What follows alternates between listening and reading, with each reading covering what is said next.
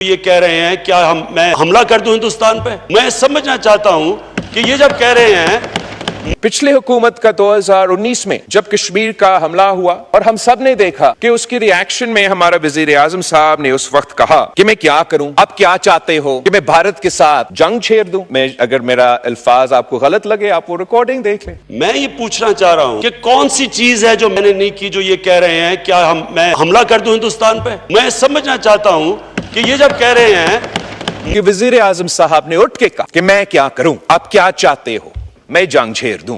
देखिए ये पहले भारत से फंडिंग लेते थे और इसलिए आज भी चीख रहे हैं। मैं भारत के अफरीदी साहब जब आपके मेंबरान बोल रहे थे कोई डिस्टर्ब नहीं कर रहा था। जी बिलावल साहब। एनीवे जनाब speaker, I am happy to ignore them. आप भी इग्नोर करें, अवाम भी उनको इग्नोर ही कर रहे हैं। इस हद तक इन्होंने कोशिश की कि पाकिस्तान को अपना IMF पैकेज ना दिया जाए, मगर हर महाज पे पाकिस्तान जीता भारत हारा, पाकिस्तान जीता तो भारत हारा। पिछले हुकूमत का 2019 में जब कश्मीर का हमला हुआ और उनका वजीर आजम यहां खड़ा था, मैं उधर बैठा था, और हम सब ने देखा कि उसकी रिएक्शन में हमारा वजीर आजम साहब ने उस वक्त कहा कि मैं क्या करूं, आप क्या चाहते हो कि मैं भारत के साथ जंग छेड़ दूं। मैं अगर मेरा अल्फाज आपको गलत लगे आप वो रिकॉर्डिंग देख लें। रिकॉर्डिंग हम सब ने ये देखा कि वजीर आजम साहब ने उठ के कहा कि मैं क्या करूं, आप क्या चाहते हो, मैं जंग छेड़ दूं। लेकिन मैं फख्र के साथ कह सकता हूं कि इस दफा जब कश्मीर पे हमला हुआ, जब पाकिस्तान पे हमला हुआ, भारत के तरफ से हमला हुआ, तो पाकिस्तान डरा नहीं, झुका नहीं, हमने जंग की और वो जंग जीत चुके।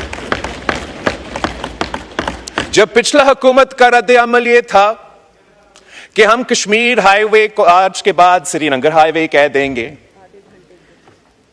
जब पिछला हुकूमत का रद्द अमल यह था कि हर फ्राइडे को बाद नमाज जुम्मा पाकिस्तान के अंदर हम सब खड़े होके, जहां भी हम होंगे वहीं के वहीं खड़े होके कश्मीर के लिए आवाज उठाएंगे। इस हुकूमत का जवाब यह था कि इन कच्चे जहाज गिराएं, उनको मजबूर किए कि सीज़फायर हो। और जो इन खान साहब के हुकूमत के बाद भारत जोर और शोर से कहता था कि कश्मीर हमारा अंदरूनी मामला बन चुका है, अब बैनुल अक़वामी ऑब्जर्वर्स हमारा ये टोर में मान रहे हैं कि ये तो एक आलमी इश्यू, इंटरनेशनल इश्यू बन चुका है। तो सबसे पहले सक्सेस ये है कि हमने कश्मीर कॉज को, जो माजी में अंदरूनी मामला में तब्दील कर चुका था, एक बैनुल अक़वामी मामला बन चुका है। ये कश्मीरियों का सबसे बड़ा कामयाबी है कि यूनाइटेड नेशंस हो या यूनाइटेड स्टेट्स का सदर हो, वो सब कहते हैं कि मीडिएशन हो, बैनुल अक़वामी इश्यू है। भारत भी बैनुल अक़वामी इंटरनेशनल तक तो वो खुद नहीं पहुंचे अभी तक। वो ये जो उनका पुराना अल्फाज थे ना, अंदरूनी मसला, वो तो उससे पीछे हट चुके हैं। बैनुल अक़वामी जहां बाकी दुनिया पहुंच चुके हैं वो यहां तक तो नहीं पहुंचे, मगर भारत का अपना असेसमेंट यह है कि कश्मीर का मसला एक बायलैटरल इश्यू है जिसपे हम पाकिस्तान भारत के दरमियान तय हो सकता है। और कश्मीर के हवाले से जनाब स्पीकर, जिस तरीके से जगह जगह, चाहे वो यूनाइटेड नेशंस हो, यूनाइटेड स्टेट्स हो, यूरोपियन यूनियन हो, हर जगह एक ऐसा हमदर्दी है। इसलिए मैं समझता हूं कि दुनिया ये देख रहा है कि जो भी तरीक़ेकार इजराइल ने गजा में इंप्लीमेंट करने की कोशिश की, वैसा ही मोदी ने कश्मीर में करने की कोशिश की और इसकी वजह से एक हमदर्दी पैदा हो रहा है। और मैं उम्मीद करता हूं कि हम ये जद्दोजहद जारी रखेंगे और इंशाअल्लाह ताला हम कश्मीर के अवाम को इंसाफ दिलवाएंगे। जो दूसरा सबसे बड़ा इशू जो सिंधु पे हमला हुआ है, जो भारत ने कहा है इस दहशतगर्दी का वाकया के बाद कि सिंतास मुआहिदा खत्म, और वो सिंतास मुआहिदा को इन अबायंस होल्ड कर रहे हैं ना। सबसे पहले ये तो गैर कानूनी है, इन अबायंस तो है नहीं। Indus water treaty even today is binding on India and Pakistan. मगर सिर्फ ये धमकी देना कि हम पाकिस्तान का पानी रोकेंगे, सिर्फ धमकी देना, ये धमकी ही यूनाइटेड नेशंस की चार्टर की खिलाफ वर्जी है। ये गैर कानूनी है, ये भारत नहीं कर सकता।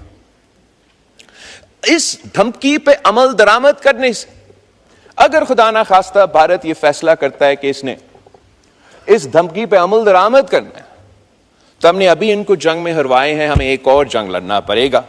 और उस जंग के नतीजे में फिर जो 3 दरिया आज भारत के पास है और 3 दरिया पाकिस्तान के पास है, अगर वो हमारे 3 दरिया पे डैम बनाने की कोशिश करते हैं तो हमें फिर जंग लड़ना पड़ेगा। जनाब स्पीकर, वजीर आजम ने पहले से कह दिया है, नेशनल सिक्योरिटी कमेटी ने पहले से कह दिया है कि अगर इन पे अमल दरामद होता है तो हमें जंग लड़ना पड़ेगा। तो हम इंशाअल्लाह ताला एक तो जंग नहीं लड़ना पड़ेंगे, लेकिन अगर वो मजबूर होते हैं और उनको जंग का अगर हमें जंग लड़ना पड़ेगा तो फिर डिसरप्ट ना करें। हम जानते हैं कि हमारा एयरफोर्स, हमारे अफवाज जैसे अभी इनको इबरतनाक शिकस्त दिलवाए, अगले आने वाले जंग में भी उस पोजीशन में है कि हम इनको इबरतनाक शिकस्त दिलवाएं। तो भारत के सामने 2 ऑप्शंस है जनाब स्पीकर, 2 ऑप्शन। या भारत, देखिए ये पहले भारत से फंडिंग लेते थे और इसलिए आज भी चीख रहे हैं। मैं भारत के अफरीदी साहब, जब आपके मेंबरान बोल रहे थे कोई डिस्टर्ब नहीं कर रहा था। ये don't force me to take action, please don't do that. नहीं जी, बात कीजिए, कोई जरूरत नहीं बात सुनने की। नहीं, आई डोंट नीड टू। जी बिलावल साहब, जहां तक भारत के लिए और मुल्क के अंदर जो भारत के सहूलतकार है उनके लिए 2 ही ऑप्शंस हैं, 2 ही ऑप्शंस।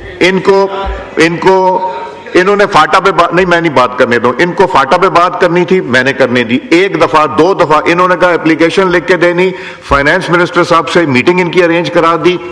अब ये प्रोसीडिंग्स अगर डिसरप्ट कर रहे हैं तो this is very unfortunate and very unethical. Ji Bilawal साहब। एनीवे जनाब speaker, I am happy to ignore them. आप भी इग्नोर करें, अवाम भी उनको इग्नोर ही कर रहे हैं। मैं पानी पे बात करना चाहूंगा। भारत पे भारत ने जो इस के बाद अब भारत के लिए 2 ही ऑप्शन